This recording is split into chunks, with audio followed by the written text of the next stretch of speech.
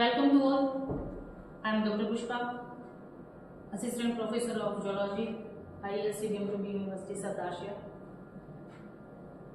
आज की हमारे IISc DMW यूनिवर्सिटी सदाशिया के प्लेटफॉर्म पे आप सभी का स्वागत अभिनंदन है। आज हम क्लासिफिकेशन ऑफ एग के बारे में पढ़ेंगे, ठीक है, कि एग का एग में जो योग होता है उसका डिस्ट्रीब्यूशन कैसे होता है, उसमें अमाउंट कैसे होते हैं और योग का प्लस उसमें जो उसका सेल वगैरह कैसे होता है। ठीक है, तो शुरू करते हैं।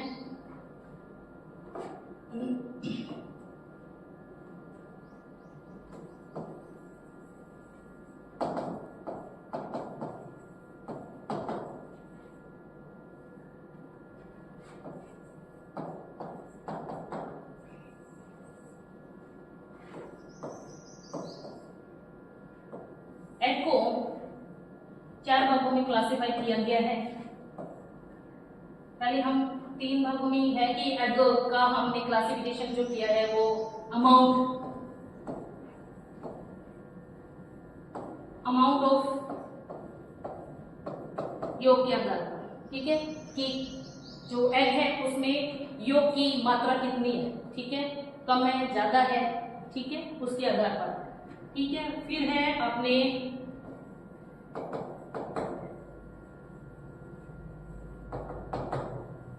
डिस्ट्रीब्यूशन ऑफ योग, यानी कि जो योग है वो एग के अंदर बीच में है, इक्वली है या पोलर साइड में है, कैसे है, यानी कि योग कहां प्रेजेंट है एग के अंदर, तो उसके आधार पर, ठीक है। फिर थर्ड है अपना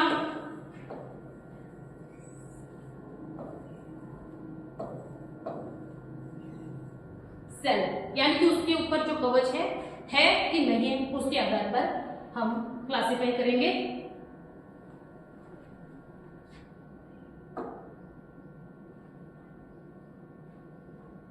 तो अब हम पढ़ेंगे जो फर्स्ट हमारा था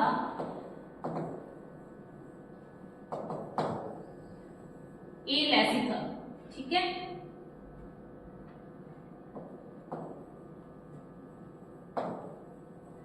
एलेसिथल यानी कि एपिथली,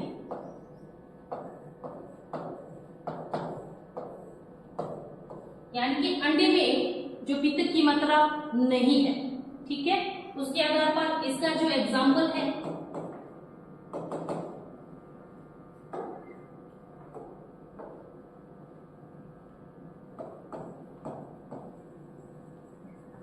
ह्यूमन, इसका एग्जाम्पल, ठीक है। सेकंड जो हमारा है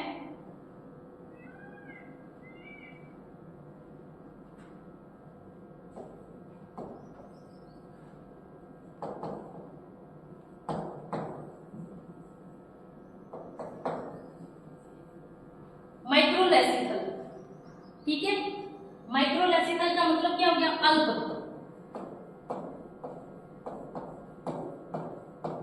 अल्पपित्ती, यानी कि जो एग है उसके अंदर जो योग की मात्रा है वो बहुत कम मात्रा में है, ठीक है।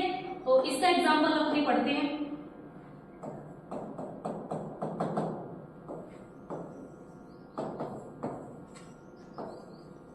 Sea urchin,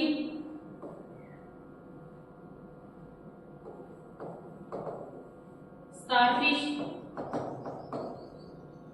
and एम्फियोप्सिस।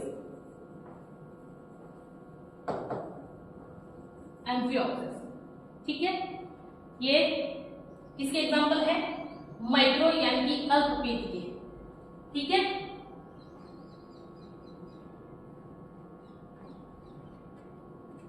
इसके बाद में हम पढ़ेंगे थर्ड हमारा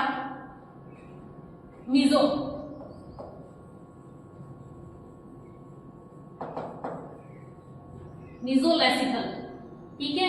मीजोलेसिथल का मतलब हो गया मध्यम पित्ती,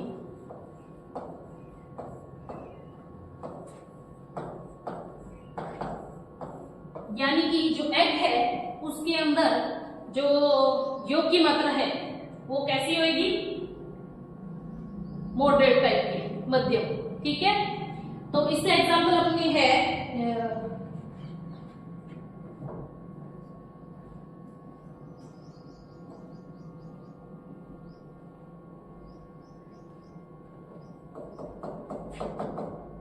एम्फीबियन,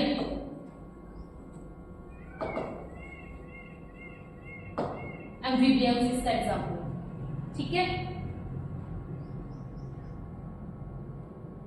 अब उसके बाद में आता है अपना 4th नंबर का। 4th नंबर का अपना आता है मैक्रो। मैक्रो या इसे क्या कह सकते हैं, मेगा भी बोल सकते हैं। ठीक है, या इसे बोल सकते हैं पॉलीलेसिकल, यानी कि कहने का मतलब क्या है, अति तीव्र। हिंदी में क्या बोलेंगे, अति तीव्र, यानी कि जो एग है उसके अंदर योग की मात्रा बहुत ज्यादा है, बहुत ज्यादा मात्रा में योग प्रेजेंट है। तो इसका एग्जांपल अपने पास है एविज।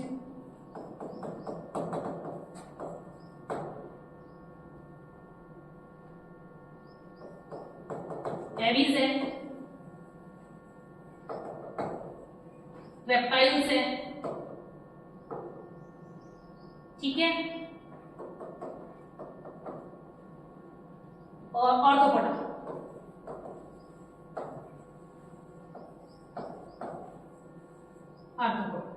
ठीक है, ये अभी तक हमने क्या पढ़ा है, फर्स्ट की एग के अंदर अमाउंट ऑफ योग की मात्रा के आधार पर हमने क्या किया है, 4 भागों में क्लासिफाई किया गया है। ठीक है, एपिथ की, अल्पपिथ की, मध्यम पिथ की और अतिपिथ की, यानी कि कौन सा, एलेसिकल, माइक्रोलेसिकल, मीजोलेसिकल एंड पॉलीलेसिकल। ठीक है, अब आगे हम पढ़ेंगे सेकंड था जो डिस्ट्रीब्यूशन ऑफ योग के आधार पे।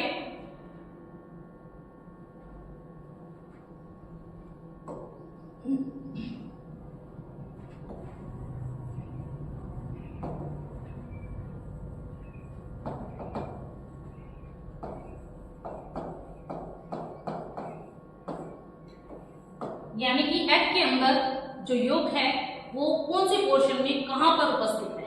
ठीक है, उसके आधार पर, तो इसके आधार पर इसको क्लासिफाई किया गया है।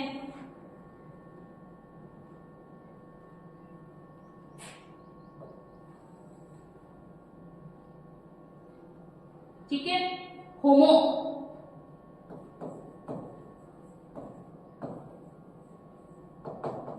होमोलेसिकल, या इसे क्या बोल देंगे, आइसोलेसिकल, यानी कि समपित।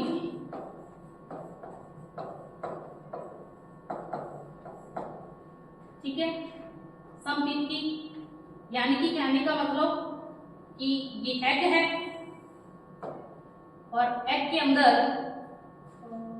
योग कैसे बना दूं इसको देखते हैं। योग की मात्रा ऐसे समान रूप से डिस्ट्रीब्यूट है योग। ठीक है, बहुत कम मात्रा में है। ठीक है, बहुत ही कम मात्रा में, और कैसे है, समान रूप से क्या है, वितरित है। ठीक है, और इसका एग्जांपल है ह्यूमन।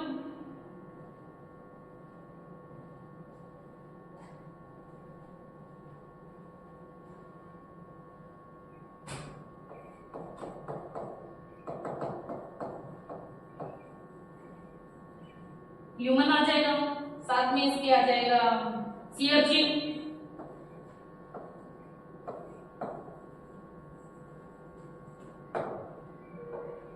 Starfish,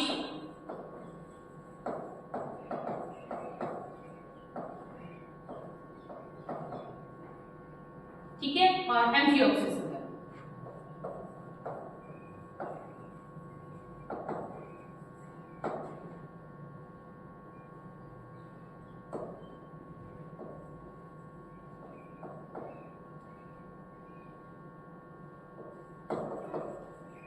oxes. ठीक है, इसके बाद में हम पढ़ते हैं सेकेंड वाला,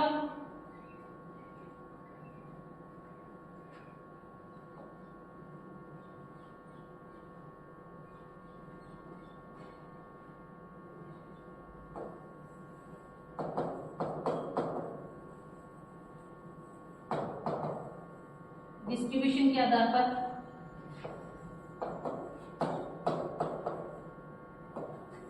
पहला पढ़ लिया हमने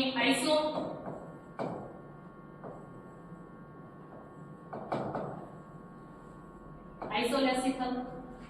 सेकंड अपने पढ़ेंगे इसके अंदर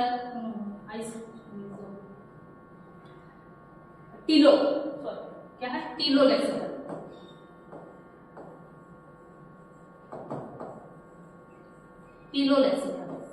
यानी कि गोलार्ध कीट की।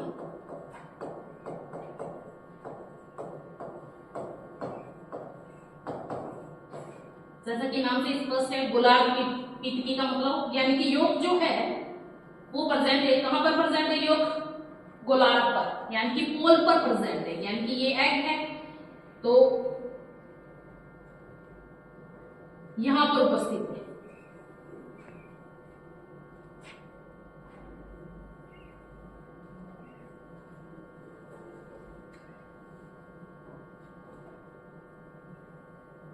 ठीक है, और जहां पर ये योग उपस्थित है इसको वेजिटल पोल कहते हैं। ठीक है, इसके बिल्कुल ठीक अपोजिट साइड वाला क्या कहते हैं? एनिमल पोल कहलाता है, जहां पे क्या उपस्थित होते हैं? इस वाले साइड पे न्यूक्लियस उपस्थित होता है। ठीक है, ये क्या आ गया? टीलोलेसिकल। ठीक है, इसके बाद में अपने पास है इसका एग्जांपल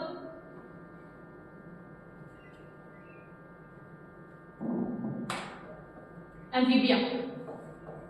इसके एग्जांपल है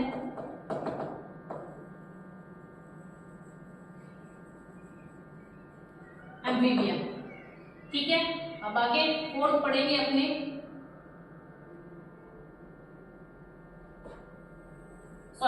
थर्ड पढ़ेंगे। ठीक है, आइसोलेसिकल हो गया, टीलोलेसिकल हो गया। इसके बाद है मीरोलेसिकल।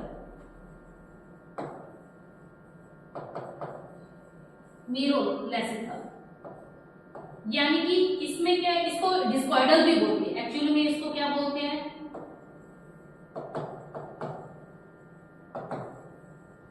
डिस्कॉइडल का मतलब क्या होगा? डिस्कनुमा, या इसमें क्या पाई जाती है? जर्म। यानी कि क्या होता है उनपे, यानी कि जहां पर क्या नहीं होता? योग नहीं होता। यहाँ पर योग की मात्रा बहुत ज्यादा होती है, तो ये वाला पार्ट जो ऊपर वाला पार्ट है वो क्या होता है? जर्म डिस्क कहलाती है।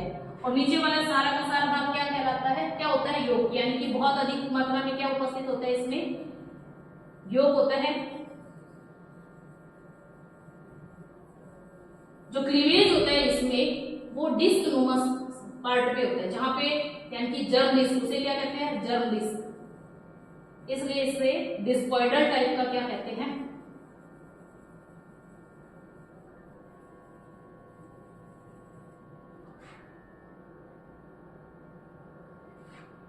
ये वाला पार्ट क्या होता है? डिस्क। ठीक है, यानी कि क्लीवेज केवल इस वाले पार्ट पे होगा, डिस्क वाले पार्ट पे। ठीक है, और ये वाला सारा पार्ट क्या रहेगा? योग। ठीक है, तो इसका एग्जांपल जो है हमारे पास वो क्या रहेगा? बर्ड। यानी कि अतिपीतकी वाले में अगर हम सोचें तो अतिपीतकी में जो बर्ड क्या होता है? ठीक है, मुर्गी का अंडा जैसे एग्जांपल। ठीक है, तो एविस इसका एग्जांपल। ठीक है, फोर्थ हमारे पास रहता है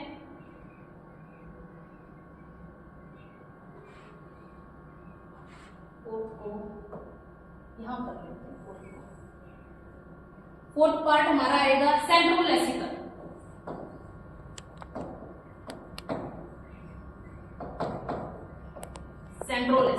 यानी कि जो योग है वो कहां होता है? बिल्कुल सेंटर में है, कहने का मतलब। ठीक है, किधर है? बिल्कुल सेंटर में। एग के बिल्कुल क्या है? सेंटर में। मान के चलो कि ये क्या है? एग है, और जो योग है वो किधर है? बिल्कुल एग के बिल्कुल सेंटर में है। ठीक है, और जो क्लीवेज है आपको पता है, चाहे योग होता है वहां क्लीवेज बहुत स्लो होता है या नहीं हो पाता, क्योंकि ये न्यूट्रिशन उपलब्ध कराता है। यहाँ पर जो क्लीवेज है वो पेरी यानी कि परिधि वाले पार्ट पे होएगा, सुपरफिशियल। ठीक है, क्लीवेज पाया जाता है। इसका एग्जांपल अपने पास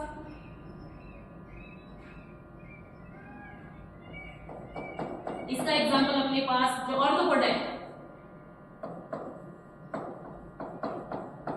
आर्थ्रोपोडा का इंसेक्ट्स यानी इंसेक्टेबल इंसेक्ट्स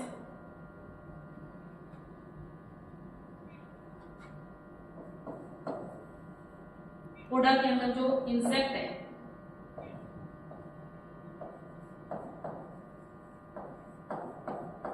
इंसेक्ट्स वो इसके अंदर आता है।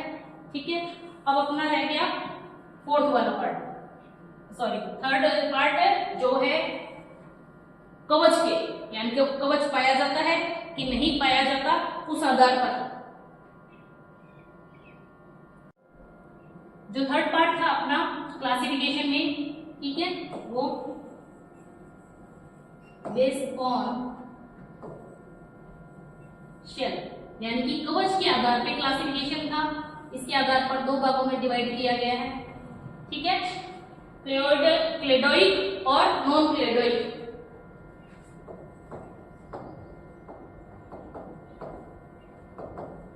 क्लेडोइक यानी कि कवच, जिनमें कवच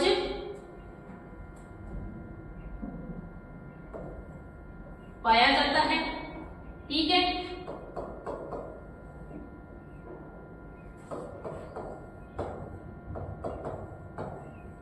नॉन क्लेडोइक यानी कि जिनमें कवच नहीं पाया जाता।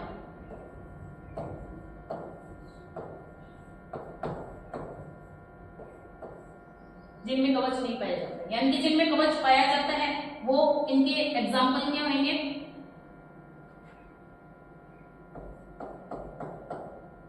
एग्जाम्पल में वही एविस हो जाएंगे,